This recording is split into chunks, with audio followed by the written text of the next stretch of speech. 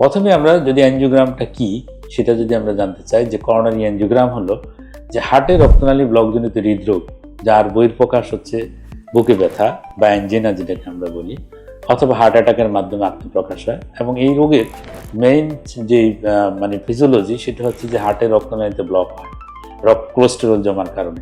সেই ব্লক নির্ণয় করার জন্য যে সুনির্দিষ্ট এবং খুব গুরুত্বপূর্ণ যে পরীক্ষা সেটা হচ্ছে করোনারি অ্যাঞ্জিওগ্রাম। এবং অ্যাঞ্জিওগ্রামের মাধ্যমে আমরা সঠিকভাবে নির্ণয় করতে পারি যে হার্টের রক্তনালীতে কয়টি ব্লক আছে এবং ব্লকের পার্সেন্টেজ কত, এবং এই ক্ষেত্রে কি শুধু ওষুধ খেলে হবে না স্ট্যান্টিং বা রিং লাগানোর প্রয়োজন বা বাইপাস অপারেশন প্রয়োজন, সেটা সঠিকভাবে নির্ণয় করার একটি সুনির্দিষ্ট পরীক্ষা হচ্ছে করোনারি অ্যাঞ্জিওগ্রাম। যে আমরা এখন দেখব কিভাবে আমরা অ্যাঞ্জিওগ্রাম করা হয়, সেই পদ্ধতিটা আমরা দেখি।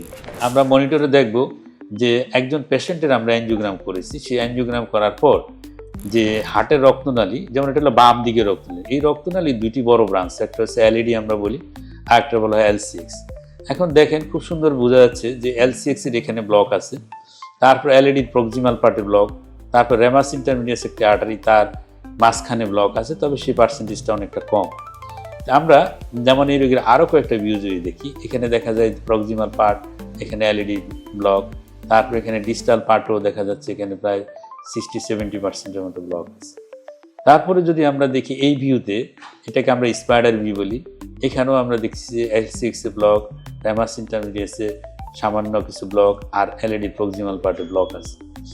তারপরে আমরা এই ভিউতেও আমরা একই জিনিস আমরা দেখতে পাই যে হার্টের রক্তনালী ব্লক, এবং এটা রাইট কর্নারি আর্টারি, এটা হলো ডান দিকে কর্নারি আর্টারি। দেখেন সেই কর্নারি আর্টারিতে আমরা ব্লক দেখতে পাই, যে সে একেবারে মাঝখান থেকে শুরু করে ডিস্টাল পার্ট পর্যন্ত আমরা ব্লক দেখি।